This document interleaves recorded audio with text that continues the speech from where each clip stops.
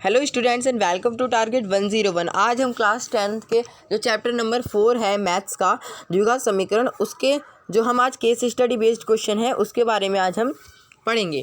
कुछ case study based question देखेंगे, उसके 2 केस स्टडी बेस्ड क्वेश्चन है।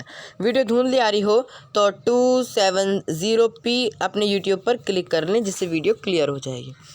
अब चलिए क्वेश्चंस पढ़ते हैं। तो केले क्या है, क्वेश्चन का पहला दे रखा है कि जो केला के वक्र का समीकरण है। मैंने सबसे पहले पढ़ लेते हैं। एक केले का आकार हमें परवलय वक्र का आभास कराता है। निम्नलिखित आकृति में एक ग्राफ पर केले को परवलय वक्र के रूप में दर्शाया गया है। केले की आकृति को द्विघात समीकरण की तरह प्रयोग करके निम्नलिखित प्रश्नों के उत्तर दीजिए।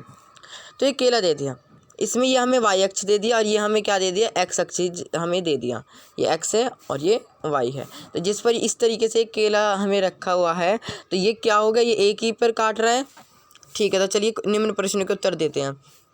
सबसे पहला प्रश्न क्या है कि केले के वक्र का समीकरण जब एक ही पे काट रहा है, आप देखेंगे 2 पे काट रहा है तो कैसा हो जाएगा, रैखिक समीकरण हो जाएगा। 2 पे काटता तो द्विघात हो जाता, 3 पे काटता तो त्रिघात हो जाता, 4 पे काटता तो चतुर्घात हो जाता।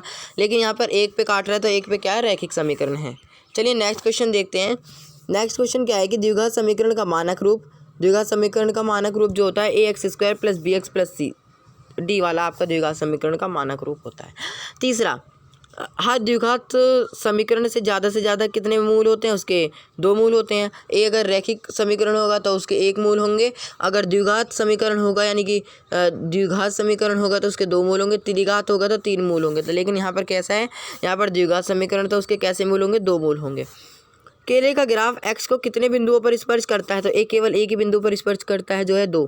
ठीक है, नेक्स्ट है, अब केले के ग्राफ के द्विघात समीकरण के लिए वितित का मान है। वितित का मान हम निकालते हैं b² - 4ac से। ठीक है, अब जिसके वितित का मान निकलेगा वो निकलेगा हमारे, क्या निकलेगा, केवल यहाँ पर एक ही आपको केवल एक ही शून्यक दिख रहा है। तो जब एक ही शून्यक होता है यानी कि समान शून्यक हैं तो क्या होगा, शून्य के समान होगा ये। ठीक है, चलिएगा next case study based question पर आते हैं। चलिए next case study based question है कि निम्नलिखित सबसे पहले आपको सब दे दिया है, चैप्टर का यहाँ पर पूरा रिवाइज करवा दिया गया है। अब बढ़ते हैं कि निम्नलिखित में से किस समीकरण का मूल 2 है। तो कैसे पता करेंगे किस समीकरण का मूल 2 है, तो आपको सॉल्व करना पड़ेगा। तो यहाँ पर क्या करेंगे, आप इन समीकरणों को सॉल्व करेंगे और जिसका भी मूल 2 आ गया उसका क्या कर देंगे, आप लिख देंगे। ये देखो कितना आसान है। अब चलते हैं दूसरे क्वेश्चन पर। ये क्वेश्चन आपका सबसे आसान है। कौन सा क्वेश्चन आपका सबसे आसान, ये वाला क्वेश्चन आपका सबसे आसान है। ठीक है, चलेगा। अब क्या है कि यदि b² - 4ac 0 से कम हो जाता है तो कैसे मूल होते हैं, तो इसके होते हैं आपके होते हैं इसमें भिन्न और वास्तविक। ठीक है, भिन्न और वास्तविक मूल भिन्न और वास्तविक नहीं होते, आपके होते हैं वास्तविक मूल नहीं होते। ठीक है, यहाँ पर मैं थोड़ा कंफ्यूज हो गया था क्वेश्चन को देखकर, लेकिन आंसर है वास्तविक मूल नहीं होते। अगर b² - 4ac बराबर 0 के आ गया तो समान मूल। अगर b² - 4ac बड़ा आ गया तो 2 भिन्न मूल। अगर छोटा आ गया b² - 4ac 0 से तो ये क्या है, आपका वास्तविक मूल नहीं होते। द्विघात समीकरण 2x² - √5x + 1 के मूल वही बताने कैसे, तो b² - 4ac आप सबसे पहले लगाएंगे। किस तरीके से लगाएंगे, इस तरीके से b² - 4ac लिखेंगे। फिर b की जगह b का मान a, यानी कि अगर आपका 0 के बराबर आ गया तो कैसा होगा, समान मूल होंगे। और आपका 0 से बड़ा आ गया तो वास्तविक तथा भिन्न मूल होंगे। अगर छोटा आ गया तो कोई भी मूल नहीं होगा। अब के का वह मान ज्ञात कीजिए जिसके लिए समीकरण, आपने कई बार क्वेश्चन कर रखा है इसे भी।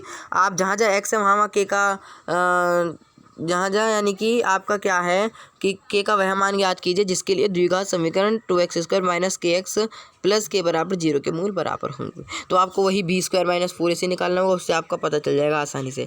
द्विघात समीकरण ax² + b² का वितित कर जो होता है वो आपका होता है क्या, b² - 4ac। तो b² - 4ac क्या है, ये है। ठीक है, तो इतनी आसानी से हमने सारे क्वेश्चन सॉल्व कर लिए। अब आप जल्दी से हमारे जो चैनल है उसको सब्सक्राइब कर लीजिए एवं वीडियो को जल्दी से जल्दी लाइक कर लीजिए। हम इसी तरीके से आपके लिए क्या लाएंगे, इसी तरीके से आपके लिए कई सारे हम आपके लिए केस स्टडी बेस्ड क्वेश्चन लाएंगे। तो चलिए हम दूसरे क्वेश्चन पर चलते हैं। तो स्टूडेंट जो आपका नेक्स्ट क्वेश्चन है वो भी एक केले वाले ही क्वेश्चन है। तो क्या है यहाँ पर आपका जो है, यहाँ पर जैसे पिछली बार हमारा 2 पर काट रहा था, इस बार हमारा कहाँ पर काट रहा है, इस बार देखेंगे आप, इस बार हमारा 0 पर काट रहा है, दिखाई दिया। तो यानी कि इसके कितने मूल हो जाएंगे, यानी कितने इसके जीरोज हो जाएंगे, इसके 2 zero. The number of the zero is the polynomial, यानी कि कितने हो जाएंगे यहाँ पर 1, क्योंकि यहाँ पर कैसा समीकरण बनेगा, लीनियर इक्वेशन बनेगी, इसी वजह से यहाँ पर इसके 1 जो सॉल्यूशन है वो हो जाएगा।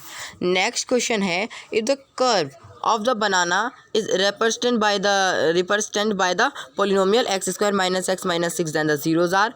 आप क्या करेंगे, आपको मैंने बता ही रखा है, इसके जल्दी से आप फैक्टर कर देंगे और आपका आंसर यहाँ पर ये आ जाएगा। जो भी आंसर आएगा उस पर आप लगा देंगे। तो सबसे पहले आपका आंसर मैंने सॉल्व कर किया था, तो आंसर आ रहा है आपका सी, बोथ -3 और 2। नेक्स्ट क्वेश्चन पर चलते हैं। क्या पूछ रहा है कि if the representation of the curve of banana whose 1 0 is 4 and the sum of the zeros is 0, तो आपका यहाँ पर हो जाएगा जो समीकरण होगा आपका वो हो जाएगा कौन सा, सेकंड हो जाएगा, ठीक है। क्योंकि कैसे होता है, हमने समीकरण पढ़ा है एक्स स्क्वायर माइनस में, यहाँ पर हमारा कौन सा हमारा होता है सम ऑफ जीरो, तो sum of zero is 4 and x and plus में जो हमारा दे रखा 0, तो एक्स स्क्वायर माइनस 4 का जो हो जाए 4 एक्स स्क्वायर माइनस 4। तो यहाँ पर एक्स स्क्वायर माइनस 4 है कहीं, या तो एक्स स्क्वायर माइनस 4 कहीं है ही नहीं, तो कैसे होगा। तो ये क्वेश्चन तो हुआ आपका गलत, हाँ ये क्वेश्चन आपका गलत है, क्योंकि एक्स स्क्वायर माइनस 4 तो यहाँ पर कहीं दिख ही नहीं रहा, ठीक है। तो क्वेश्चन गलत है, यहाँ पर आप 4 कर लीजिए, कहाँ पर आप 4 कर लीजिए, 8 की जगह 4 कर लीजिए, तो ये वाला फिर आपका हो जाएगा सही। Each zeros of the P x the two resulting polynomial, तो आपको जीरोज निकालने हैं, तो मैं आपको आंसर बता देता हूँ, आंसर हो जाएगा आपका, अभी आप निकाल लीजिएगा। इफ़ द कर्व रिप्रेजेंटेशन कैसे रिप्रेजेंटेशन करता है कि जो होता है वो होता है ये जो होता है आपका वो हो जाता है आपका थर्ड हो जाएगा। इसे भी आप सॉल्व कीजिए, मैंने सबके आंसर आपको बता दिए हैं, ठीक है।